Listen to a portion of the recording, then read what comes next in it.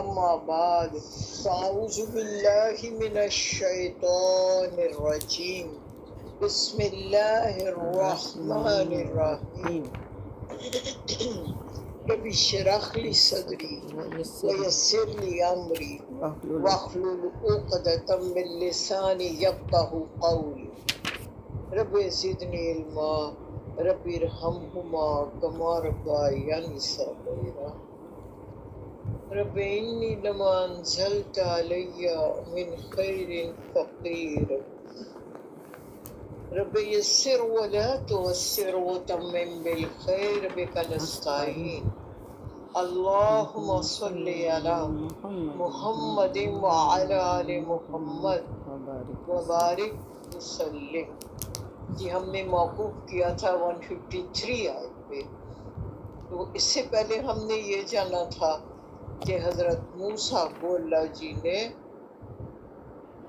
کوہ طور پر بلایا تو سامری ایک جو جادوگر تھا اس نے اس دور میں لوگوں کا سونا اکٹھا کر کے تو ایک بچڑا بنا لیا اور سارے لوگوں کو قائل کر کے ان کو وہ اس بچڑے کی پرستش پہ لگا دیا۔ تو اس میں 3 طرح کے گروپ بنے۔ ایک وہ تھے جنہوں نے بالکل اس کا ساتھ نہ دیا اور توحید پرستی پر ہی رہے۔ ایک وہ تھے جو بیچ والا گروپ تھا، انہوں نے بچڑے کو پکڑا اور کچھ دن اس کو رب مانا اور پھر ان کو سمجھ آ گئی کہ یقیناً وہ غلطی پر ہیں اور انہوں نے توبہ کر لی۔ اور تیسرا گروپ وہ بنا جس نے بچڑے کو چھوڑا ہی نہیں، تو پھر اللہ جی نے مرتد کی سزا ان پر نافذ کی اور ان کو ان کے اپنے گروپ کے لوگوں نے ہی حکم اللہ کے مطابق قتل کیا۔ قبائلی زندگی میں یہ تو ہوتا ہے نا کہ ایک قبیلے کا بندہ دوسرے کے ساتھ جب زیادتی کرے گا یا قتل کرے گا تو ایسی صورت میں پھر جنگوں کے چھڑنے کا، اور وہ آپ کو پتہ ہے عرب کی زندگی میں سال ہا سال تک یہ لڑائیاں چلتی تھی۔ تو اللہ جی نے حکم یہ دیا کہ اپنے ہی بچوں میں یعنی بندے قبیلے کے جو بندے ہیں یا قبیلے کا جو سردار ہے وہ ان کے قتل کا حکم دے اور ایسا کیا جائے، اور پھر ایسا کر دیا گیا۔ اب آپ آ جائیے 154 پہ۔ اب حضرت موسیٰ کا مکالمہ آپ نے سنا، وہ یہ تھا کہ انہوں نے اپنے بھائی حضرت ہارون کے بال نوچے اور ان سے کہا کہ میں تمہیں منصب رسالت پر نہ چھوڑ کر گیا تھا تو تم نے اچھا نہیں کیا، جس کے جواب میں انہوں نے کہا کہ دشمنوں کو مجھ پر ہنسنے کا موقع نہ دیجیے، میں نے کوشش کی تھی کہ یہ سب اس طرف نہ جائیں لیکن انہوں نے میری بات نہ مانی، اور پھر انہوں نے میری بات نہیں مانی، اب آپ مجھے اس قوم کے ساتھ شریک مت سمجھے۔ اور پھر حضرت موسیٰ نے ان کی بات کو سچا جانا اور دعا کی اللہ سے کہ اللہ جی مجھے بھی بخش دے اور میرے بھائی کو بھی بخش دے اور اپنی رحمت کا حقدار بنا دے۔ جب یہ ساری بات ہو گئی تو اب ان کا تھوڑا غصہ کم ہوا۔ یہ آیت 154 میں بتایا جا رہا ہے وَلَمَّا سَكَتَ عَن مُوسَى الْغَضَبُ، جب دیکھیے سکت رکا موسیٰ سے غضب، جب موسیٰ کا غضب تھوڑا ٹھنڈا ہوا، جب حضرت موسیٰ تھوڑا سکون میں آئے، غصہ جو تھا ان کا کم ہوا، اخذ الْأَلْوَاحَ، اب انہوں نے وہ جو تختیاں رکھی تھیں زمین پر وہ ساری تختیاں اٹھا لی، وَفِي نُسْخَتِهَا، ہدی ورحمۃ للذین هم لربهم یرہبون. انہوں نے اس پہ تحریر تھی جو ہدایت تھی اور اللہ کی رحمت. انہوں نے اپنے رب سے ڈرتے ہوئے، یعنی اس کو اگر ہم جوڑیں گے تو یہ اس طرح بنے گا. جب حضرت موسیٰ کا غصہ کچھ ٹھنڈا پڑا تو انہوں نے وہ تختیاں اٹھا لیں. اس کی تحریر میں تھی رحمت بھی ہدایت بھی ان لوگوں کے لیے جو اللہ سے ڈرتے ہیں. رحمت للذین هم لربهم یرہبون، اس میں ہدایت، ہدن و رحمت دونوں چیزیں موجود ہیں. کس کے لیے؟ للذین، ان لوگوں کے لیے، هم لربهم یرہبون، جو اپنے رب کا خوف رکھتے ہیں. ان لوگوں کے لیے ان تختیوں میں جس کا نام تورات ہے ہدایت اور رحمت موجود تھی.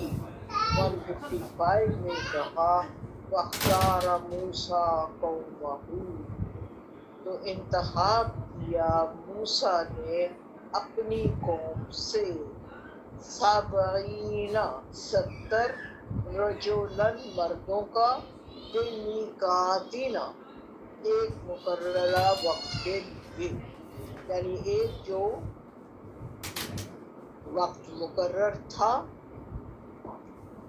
اس کے لیے حضرت موسیٰ نے اپنی قوم سے 70 سرکردہ افراد کو لیا اور کوہ طور پر حاضری کے لیے روانہ ہو گئے. فلما، پھر جب اخذتہم الرجفہ، انہیں پکڑ لیا زلزلے نے. اب یہاں علماء میں تھوڑا اختلاف پھر آیا ہے کہ ان کی جسم پر کپکپی طاری کر دی، خوف طاری کر دیا گیا، اور کچھ کا یہ خیال ہے کہ حقیقت میں زلزلے کی کیفیت بنا دی گئی. وَقَالَ، حضرت موسیٰ نے کہا ربی، اے میرے رب، لو شئتا، کیا تو چاہتا ہے، اخلقتہم، اگر تو چاہتا، لو اگر تو چاہتا تو ہلاک کر دیتا ان کو من قبل، اس سے پہلے ہی، وَإِيَّایَ، اور مجھے. اب دیکھیے بات یہ ہو رہی ہے حضرت موسیٰ واپس آ گئے ہیں اور وہ جو کفارہ ادا کرنا تھا ان کو قتل کرنے کے بعد دوبارہ سے اللہ جی کے حکم سے وہ کوہ طور پر گئے ہیں، تو اللہ نے اپنا خوف طاری کر دیا اور کوہ طور پر یا اس کے مضافات میں ان لوگوں کو ہلا کے رکھ دیا جس میں زلزلے کی کیفیت تھی. تو حضرت موسیٰ کو کچھ سمجھ آئی تو انہوں نے اللہ سے پکار کے کہا اگر تو چاہتا تو پہلے ہی ہم کو بھی ہلاک کر دیتا اور اس ساری بستی کو. تو پھر اتخلقنا، یعنی یہ اللہ کا اختیار ہے نا کہ وہ کب کس کو موت دے گا. تو یہاں کا آگے کا اتخلقنا، کیا تو ہلاک کر دے گا ہم کو، سب کو، بما، اس وجہ سے، فعلا، جو فعل کیا، سفہاء منا، ہم میں سے کچھ بے وقوف لوگوں نے، یعنی بے وقوف وہ تھے جو کہ سامری بتگر، بت پرست کے بچھڑے کی پوجا میں لگ گئے. اب دیکھیے انہوں نے کفارہ بھی ادا کر دیا، ان کو قتل کر دیا گیا ہے، اب پاک ہو چکے، تو پھر بھی اللہ جی آپ یہ زلزلے کی کیفیت بنا رہے ہیں. تو اختیار تو آپ کا ہے، آپ چاہتے تو ہم کو بھی اور سب کو ان کو اور مجھے بلکہ پوری قوم کو ہی تباہ و برباد کر دیتے، لیکن آپ نے ایسا نہیں کیا۔ تو اب آپ یہ بتائیے کہ کیا ان چند بے وقوف لوگوں کی وجہ سے آپ ہم سب کو ہلاک کر دیں گے؟ تو اللہ جی کیا آنسر کر رہے ہیں؟ نہیں، ابھی وہ حضرت موسیٰ بات کر رہے ہیں، ان ہی الا فتنتک، مگر یہ تیری طرف سے ایک آزمائش ہے، تو دل لو بہا، تو گمراہ کرتا ہے، من تشاء، جس کو، وتہدی من تشاء، اور ہدایت دیتا ہے جن کو تو چاہتا ہے۔ اب دیکھیے بات پیچھے آپ نے پڑھا تھا کہ ہم رسولوں کے مخالف دشمن کھڑے کر دیتے ہیں کیونکہ آزمائش شرط، جب تک آپ کے مقابلے میں کوئی نہیں ہوگا آپ کو کیسے پتہ چلے گا کہ آپ کا ایمان مضبوط ہے یا نہیں ہے؟ یہی بات یہاں کہی جا رہی ہے۔ حضرت موسیٰ کہہ رہے ہیں کہ جب آپ کسی کو آزمائش دیتے ہو تو اور بھی بہت سے لوگوں کا اس میں امتحان ہوتا ہے، کئی لوگ اس کی وجہ سے گمراہ ہو جاتے ہیں اور کچھ ہدایت پہ آ جاتے ہیں۔ مثال کے طور پر آپ اگر کسی مشکل میں ہیں، آپ سڑک پہ گر گئے ہیں، تو ایسی صورت میں کچھ لوگ ایسے ہوں گے جو آپ کے بالکل قریب ہوں گے، آپ کو دیکھ کے اس حالت میں آپ کی طرف غور بھی نہیں کریں گے اور وہاں سے نکل جائیں گے، اور کچھ دور ہوں گے لیکن بھاگ کے آپ کی طرف آئیں گے، آپ کا سہارا بنیں گے۔ تو یہ کیا ہے؟ ایک آزمائش آپ پر آئی، اس کی وجہ سے کئی لوگوں کا بھی امتحان ہو گیا، کچھ گمراہ ہو گئے اور کچھ راہ راست پہ آ گئے۔ انتا ولینا، آپ تو ہمارے ولی دوست ہیں، پشتپنا ہے، ہمارا سہارا ہے۔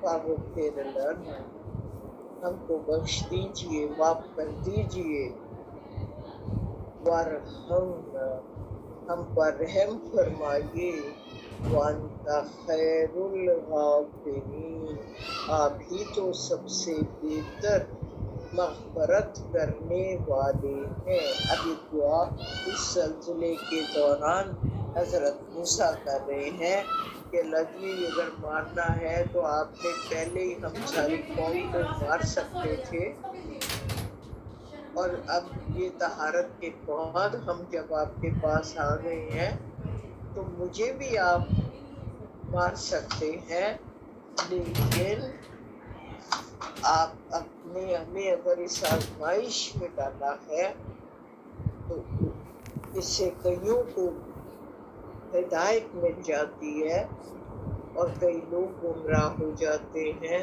اور میں تو یہ دعا کر رہا ہوں آپ ہمارے پشت پناہ، سب کچھ آپ ہی ہیں، آپ ہم کو بخش دیجئے، ہم پر رحم کیجئے، اور آپ ہی تو سب سے زیادہ رحم کرنے والے ہیں۔ وَاكْتُبْ لَنَا 156، ہمارے لیے لکھ دیجئے، فی ہذہ الدنیا حسنہ، اس دنیا کی بھلائی، وفی الآخرہ، اور آخرت کی بھی بھلائی۔ آپ پڑھتے ہیں نا جو سورہ بقرہ میں حضرت موسیٰ کی دعا کے الفاظ سے، وہاں بھی ربنا آتنا فی الدنیا حسنۃ وفی الآخرۃ حسنۃ وقنا عذاب النار، یہی کم و بیش دعا کے الفاظ 156 میں ہیں۔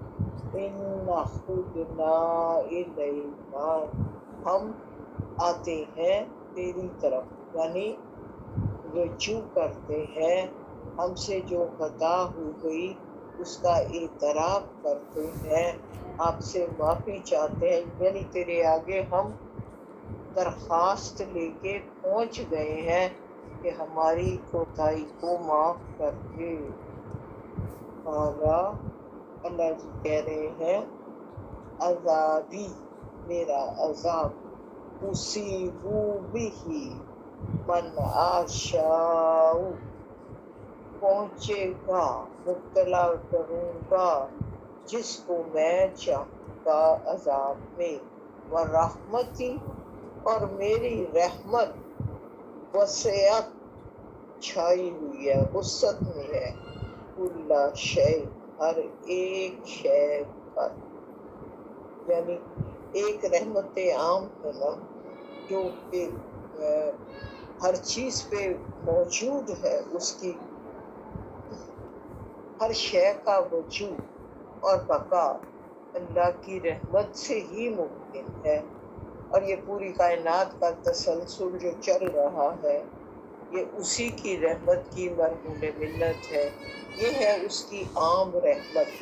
اور جو رحمت خاص ہے جس کا اس وقت تم سوال کر رہے ہو تو وہ فَسَأَكْتُبُهَا ہم لکھ دیں، میں لکھ دوں گا ان لوگوں کے لیے، للذین یتقون جو تقوی پہ ہوں گے، وہ یؤتون الزکاۃ اور جو زکوٰۃ ادا کریں گے، والذین هم بآیاتنا یؤمنون اور ان لوگوں کے لیے جو میری آیات پر ایمان پختہ رکھتے ہوں گے۔ اب ہمیں یہاں اللہ جی نے اپنی خاص رحمت حاصل کرنے کا گر بتا دیا، طریقہ بتا دیا کہ میں رحمت لکھوں گا متقی لوگوں کے لیے، اور متقی بھی ایسے جو تقوی کی روش پر ہوتے ہوئے زکوٰۃ کی ادائیگی بھی کریں گے۔ ہم کئی دفعہ اس بات پہ بات کرتے ہیں کہ دو باتوں میں ہمارا ایمان مکمل ہو جاتا ہے۔ ایک بات تو یہ ہے کہ ایمان باللہ، اور دوسرا ہے عمل الصالحات، اللہ کے حقوق کی ادائیگی اور اللہ کے بندوں کے حقوق کی ادائیگی۔ حقوق العباد اللہ کے حقوق، اور اس کے بعد جو بندوں کے حقوق ہیں وہ عمل الصالحات۔ آپ صالحات میں جو اللہ جی نے ہم کو پیکج دیا کہ جو جو حقوق میں نے تم کو دیے ہیں اور فرائض، دیکھیے حقوق کے ساتھ کچھ فرائض ہمیشہ آپ کا حق یہ ہے کہ بچے آپ کی عزت کریں، اور بچوں کا یا آپ کا فرض اس کے اپوزٹ سائڈ سے آپ کو ملے۔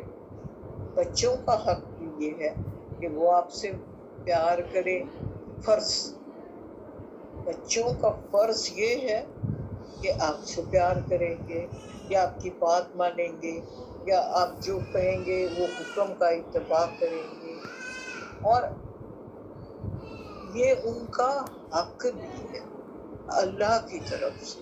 میں وضاحت یہ کرنا چاہ رہی ہوں کہ جب ہم کسی کو کوئی چیز دیتے ہیں تو اس کے بدلے میں کچھ ہمیں ملتا بھی ہے، تو یہاں اللہ جی یہ کہہ رہے ہیں وہ تمام لوگ جو تقوی کی روش پہ ہوں گے اور زکوٰۃ کی ادائیگی کریں گے۔ زکوٰۃ کس کے لیے؟ بندوں کے لیے۔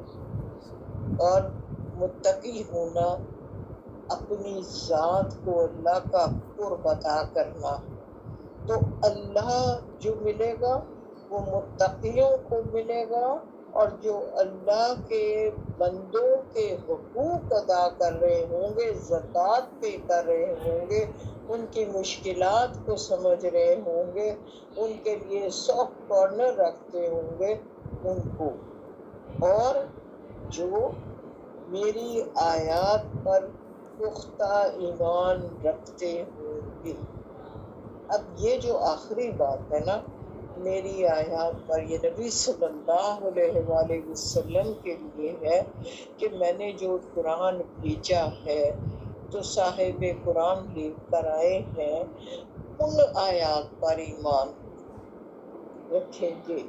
अल्लज़ीना, आगे नबी सल्लल्लाहु अलैहि वसल्लम का जिक्र आ गया, वो लोग यत्तबिऊन रसूल नबील उम्मी, जो इत्तबा करेंगे मेरे उस नबी रसूल का जो उम्मी है।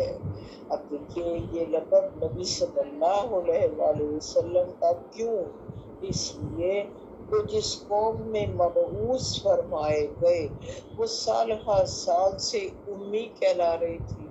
क्यों? इसलिए कि उनके दरमियान कोई नबी आया ही नहीं था। नबी तो सारे हजरत याकूब की औलाद में आए। हजरत इस्माइल की औलाद से सिर्फ और सिर्फ नबी अकरम सल्लल्लाहु अलैहि वसल्लम आए। तो ये अरसे तक, कई हजार साल तक नबूवत हजरत इस्माइल के बाद इस लड़ी में नहीं आई, इसलिए इनको उम्मी कहा जाने लगा। अब नबी सल्लल्लाहु अलैहि वसल्लम तो दुनिया की किसी तालीम में नहीं गए थे, और मैं ये समझती हूँ उस्ताद हमेशा शागिर्द से अफसर होता है ना। अल्लाह जी ने इसीलिए उनको किसी की उस्तादी में नहीं दिया, शागिर्द नहीं बनाया। अगर उनको शागिर्द बनाया है अपना और जिब्रील अमीन का बनाया, तो क्यों कि वो सबसे ऊंचे बशर हैं, सैयदुल बशर हैं। इसलिए अल्लाह जी ने ये मुनासिब ही नहीं समझा कि उनके ऊपर कोई उस्ताद हो। तो बात क्या है? बात ये है उम्मी नबी है, तो अल्लाह जी आगे कह रहे हैं अगर उसका इत्तबा करोगे, आगे क्या कहा, अल्लाजी यजिदूनहु मक्तूबन इंदहुम मिन तौरात ही वल इंजील, जिसे पाएंगे वो, बात हो रही है उम्मी उम्मत की और उम्मी नबी, और वो क्या पाएंगे अपने पास तौरात और इंजील में। इसका मकसद क्या है कि नबी सल्लल्लाहु अलैहि वसल्लम की पेशीन गोइयां, आपके हालात, आपके बारे में वाज़ेह इत्तलात, आपका ईवन के नाम अहमद, ये तौरात और इंजील में लिखा जा चुका है। इस पर हम कई बार इसको खोल चुके कि नबी सल्लल्लाहु अलैहि वसल्लम को तो ये इल्म ही नहीं था कि मैं नबी हूँ। याद होगा आपको, वो डर गए, घर आए, कंबल और आया बीबी खदीजा ने फिर अपने कजन बरका बिन नौफल के पास ले गए, तो उन्होंने हुजूर सल्लल्लाहु अलैहि वसल्लम से इरशाद फरमाया कि आप ही नबी हैं, हमारी किताबों में आपकी तमाम निशानियां दर्ज हैं, और यकीनन जिसको आपने देखा आसमान दुनिया पर वो जिब्रील अमीन है, और उनका काम अंबिया के पास वही लेकर आना है। इसलिए इसी तरह और बेशुमार निशानियां और अलामतें मौजूद हैं। हुजूर का अपने चचा के साथ सफर ताइफ पे जाना और वहाँ पर पादरी का ये कहना कि आप इनको लेके चले जाएं, अगर मेरी उम्मत ने देख लिया, यानी इतनी वाज़ेह निशानियां थी। और सूरह बकरा में की आयत नंबर 146 में आपने पढ़ा था कि वो हुजूर को ऐसे पहचानते हैं जैसे अपने बेटों को पहचान। इससे वाज़ेह निशानी और क्या? तो अल्लाह जी ये कह रहे हैं, अब मैं कुरान से पहले, इस आयत से पहले हज़रत मूसा की कौम का जिक्र है, اور پھر یہ کہہ دیا اللہ جی نے کہ اس دعا کے بعد میں لکھ دوں گا رحمتیں اپنی خاص متقیوں کے لیے اور زکوٰۃ دینے والوں کے لیے اور ان کے لیے جو اس نبی پر ایمان لائیں گے اور اس کا اتباع کریں گے. اور اللہ جی اس کی نشانیاں تورات اور انجیل میں واضح موجود ہیں. یہ بات اسی لیے کہی گئی نا کہ اہل کتاب ہی سب سے پہلے انکار کرنے والے ہو گئے جبکہ ان کے پاس سب نشانیاں موجود تھیں. تو ان کو تو چاہیے تھا سب سے پہلے ایمان لے آتے کہ یہ ساری نشانیاں تو ہماری کتابوں پر موجود ہیں. اب سوچئے اگر ان کا ایمان تورات پر ہوتا یا انجیل پر ساری نشانیاں موجود تھیں تو پھر کس بات نے ان کو ایمان لانے سے روکا؟ وہ بات یہ تھی کہ ہماری نسل سے کیوں نہیں ہے. یہ کیسے ہو گیا کہ حضرت یعقوب کی نسل سے نکل کر بنی اسرائیل کو معزول کر کے اللہ جی نے نبوت کا منصب بنی اسماعیل میں شفٹ کر دیا. ہم نہیں مانتے یہ بات، یہ ضرور فرشتوں سے کوئی غلطی ہو گئی. پھر اللہ جی نے وضاحت کی کہ فرشتے غلطی نہیں کرتے، جو کوئی دشمن ہے فرشتوں کا تو پھر رب اس کا دشمن ہے. آگے اللہ جی کہہ رہے ہیں یہ نبی یامرہم ان کو حکم دے گا بالمعروف اچھی بات کا، وینہاہم ان کو روکے گا عن المنکر غلط بات سے، برائیوں سے، وَيُحِلُّ لَهُمُ الطَّيِّبَاتِ اور حلال باتیں طیب ان کو بتائے گا. یعنی وہ جو حلال باتیں ساری ہیں وہ چیزیں ان کو واضح کر دے گا، ان کو کھول دے گا. اب کچھ چیزیں بنی اسرائیل کی شرارتوں کی وجہ سے حرام کر دی گئی تھی اور یہ ہم نے اس کا ذکر سورہ نساء میں پڑھا بھی تھا. تو اب یہ نبی امی جو آئے ہیں نا ایسی تمام بندشیں اٹھا دیں گے، تمام پاکیزہ چیزوں کو ان کے لیے حلال کر دیا جائے گا. وَيُحَرِّمُ عَلَيْهُمُ الْخَبَائِثَ اور جو خبائث ناپاک گندی چیزیں ہیں ان کو حرام کر دیں گے. کون بتا دیں گے؟ حرام اور حلال کا اختیار تو پورا اللہ جی کے پاس ہے، لیکن وضاحت نبی کرتے ہیں. وَيَدْعَوْا عَنْهُمْ اور اتار دیں گے ان سے إِصْرَاهُمْ وہ بوجھ، یعنی آگے چلنے پھر کرتے ہیں. وَالْأَغْلَالَ الَّتِي وہ توق جو ان کے گردنوں میں ہیں، کانت علیہ ان کے اوپر پڑے.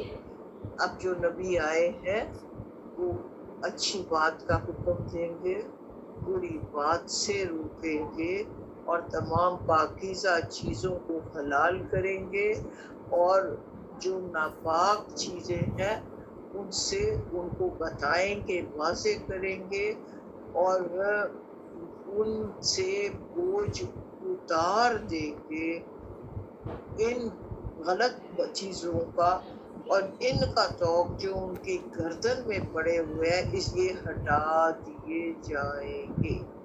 اب ہمیں یہ دیکھنا ہے کہ یہ بوجھ کون کون سے ہیں، یہ جو گردنوں میں پڑے ہوئے طاق ہیں یہ کون سے ہیں اور خبائث کون سے ہیں جو نبی صلی اللہ علیہ وسلم نے اتار دیے.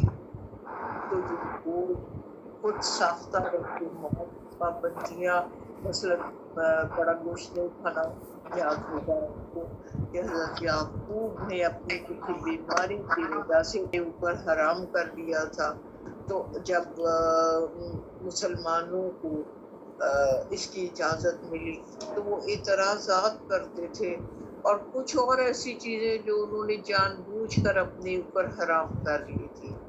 اب کچھ ایسے رسم و رواج، پابندیاں جو پہل تو عمراء وزراء اور ایک علی کلاس میں ہوتے ہیں، پھر آہستہ آہستہ غربت پر ان کی چھاپ لگ جاتی ہے، اور نہ چاہتے ہوئے بھی ان کو ان کے اندر نمود و نمائش کے لیے، یا جیسے اس کی مثال میں ایسے دیتی ہوں کہ ہمارے ہاں جو ہمارے معاشرے میں چیزیں رائج ہیں کہ موت کے اوپر پہلے دن یا دوسرے دن دیکھے پا کے کھانا کھلانا، یہ میرے دین میں کہیں نہیں کہا گیا، صرف یہ کہا گیا کہ جو شریک غم لوگ ہوں آپ ان کو کھانا کھلا دیجیے۔ اب اس کو آپ اگر گاؤں وغیرہ میں جائیں اور مختلف جگہوں پہ دیکھیں تو بہت برے طریقے سے کہ قرضے اٹھا کے 40واں کیا جا رہا ہے، یا قرضہ اٹھا کے سوئن کی رسم ادا کی جا رہی ہے۔ تو یہ ساری جو رسومات ہیں یہ جہالت کی رسومات تھیں، اور نبی صلی اللہ علیہ وآلہ وسلم جہالت کی تمام رسومات کے بوجھ کو اتارنے کے لیے آئے تھے۔ یہ ہم نے دیکھا۔ عقائد باطلہ جو نظام ہے اس کے بوجھ سے نجات دلا دیں گے نبی، اور عدل اور قسط کا نظام قائم کریں گے، یہ کہا جا رہا ہے۔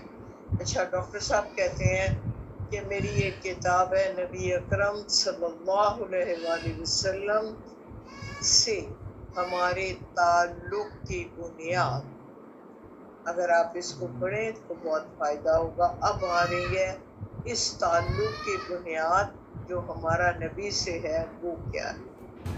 فَالَّذِينَ آمَنُوا بِهِ، جو لوگ آپ صلی اللہ علیہ وآلہ وسلم پر ایمان لائیں گے۔ اب دو شرائط ہیں، ایمان کے دو تقاضے ہیں۔ پہلی بات ہے اطاعت، اور دوسری بات ہے محبت۔ دونوں ساتھ ساتھ ہوتے ہیں، اور اس میں عبداللہ بن عمر جو ہے وہ کہہ رہے ہیں رسول اللہ نے ارشاد فرمایا لا یؤمن احدکم حتی یکون ہواہ تبعا لما جئت بہ۔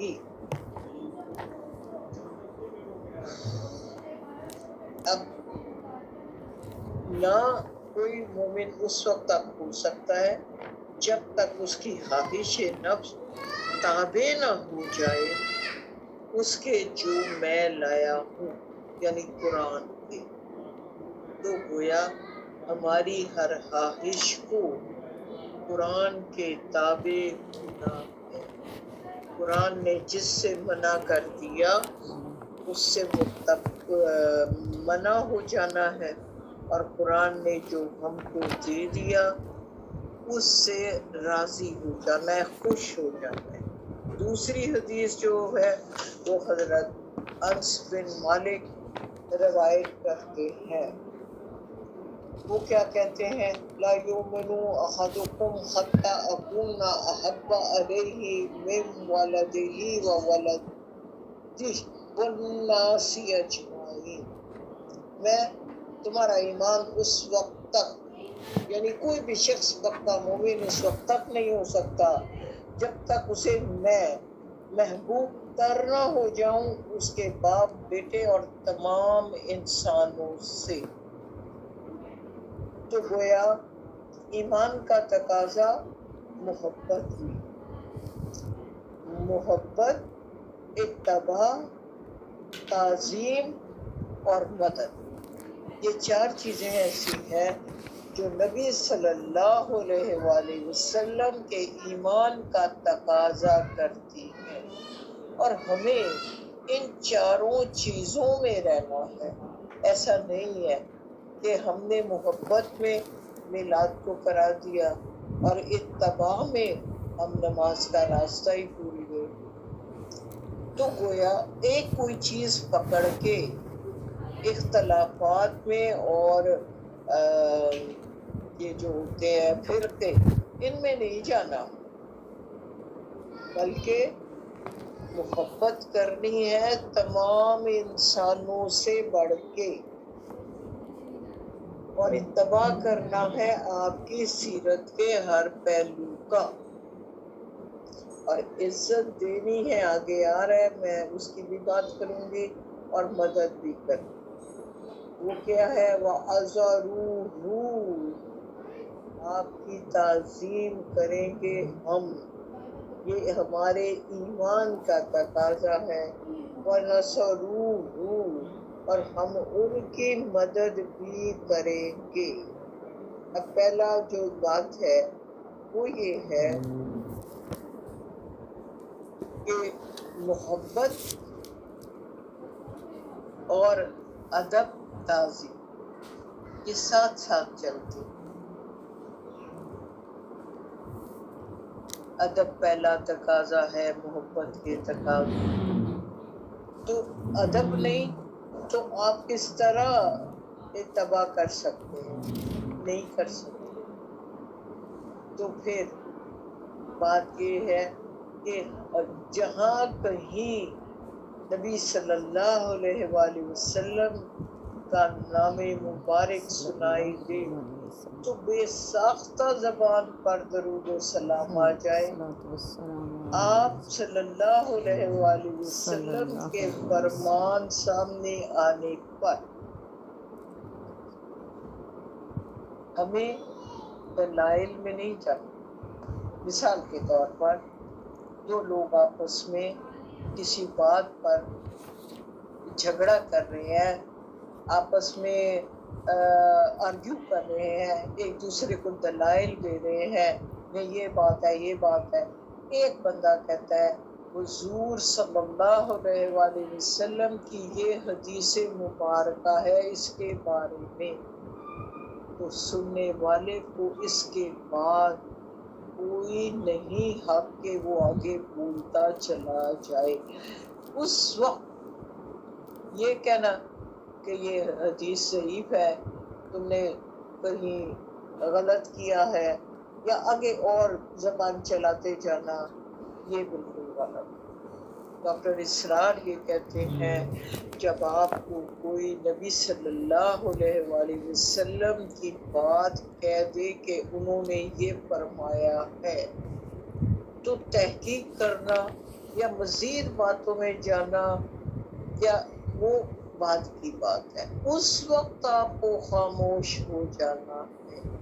یہ ہماری تربیت کا حصہ ہے کہ جب بھی آپ کو کوئی نبی صلی اللہ علیہ وآلہ وسلم کی حدیث سنا کر قائل کرنا چاہے تو وقتی طور پر آپ کو خاموش ہو جانا ہے، پھر بعد میں آپ تحقیق کریں، جو مرضی کریں۔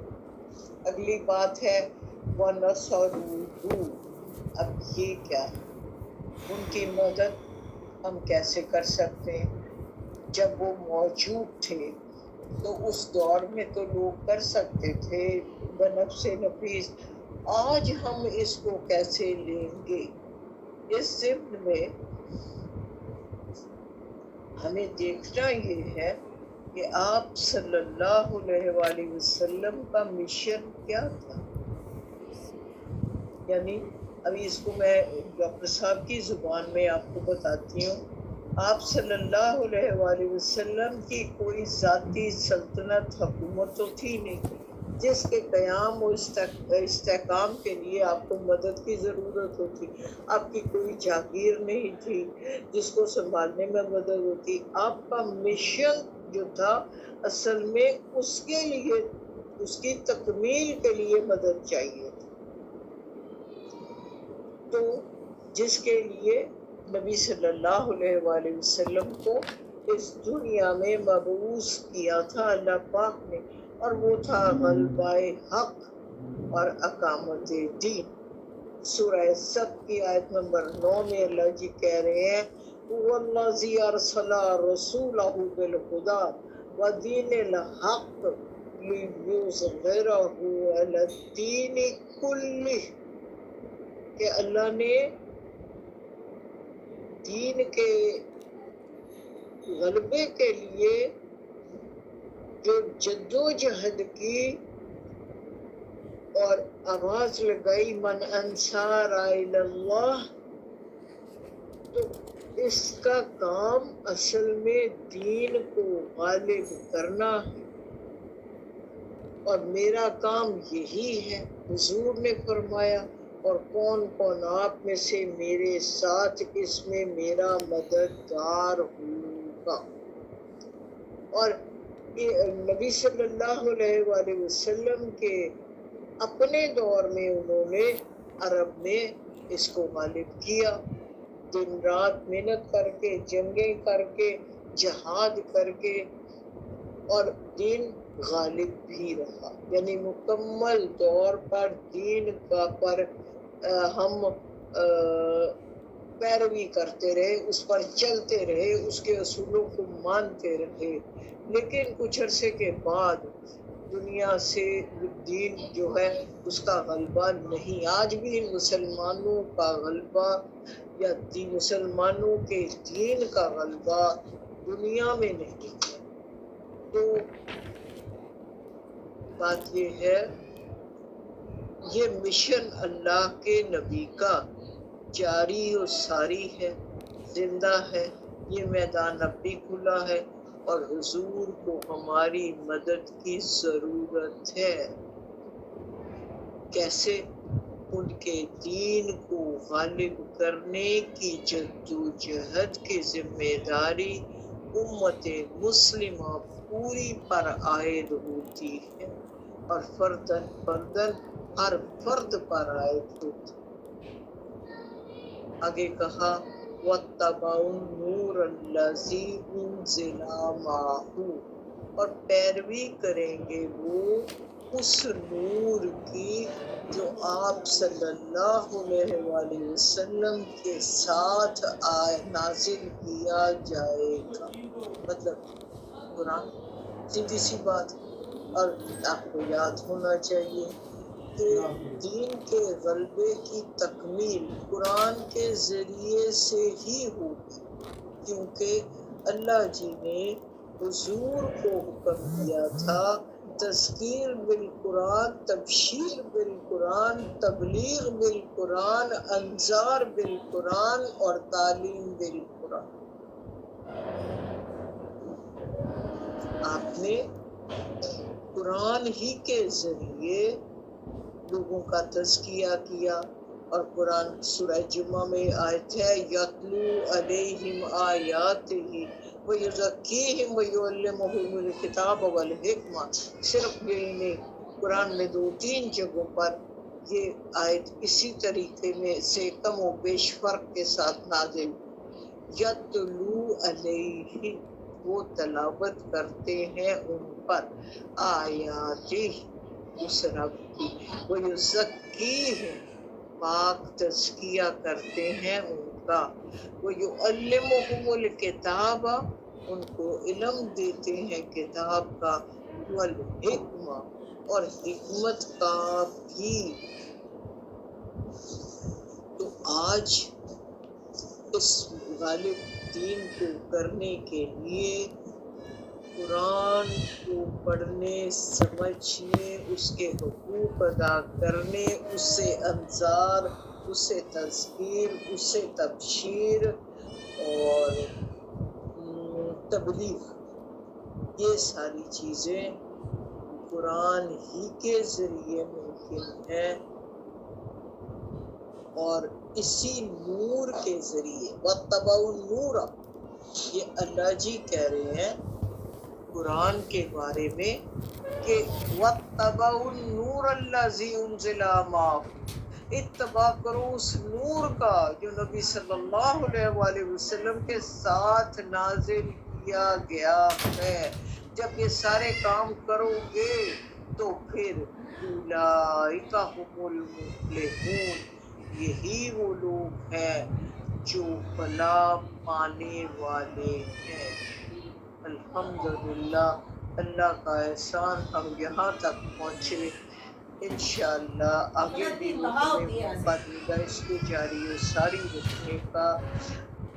شکر اللہ کا، شکر اللہ کا، ہم نے قرآن کو پکڑ کے تذکیر، تبشیر، تبلیغ، انذار اور تعلیم بالقرآن، یہ سارے قرآن کے حقوق ادا کرنے ہیں۔ اسی کے ذریعے تاریک دلوں کے اندر ایمان کی شمع روشن کرنی ہے، جہالت کے اندھیرے دور کرنے ہیں اور ہدایت کے اجالے پھیلانے ہیں اور اپنے اندر سمونے ہیں۔ اس طرح منزل کی ایک تڑپ پیدا کی جائے اور باطل سے ٹکرا کر اس کو چور چور کر دیا جائے۔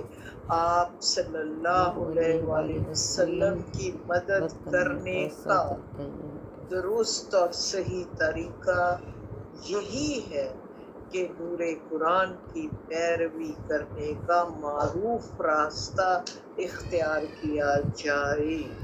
الحمدللہ، شکر اللہ، اور اللہ پاک ہم کو فلاح پانے والے لوگوں میں شمار کر لے۔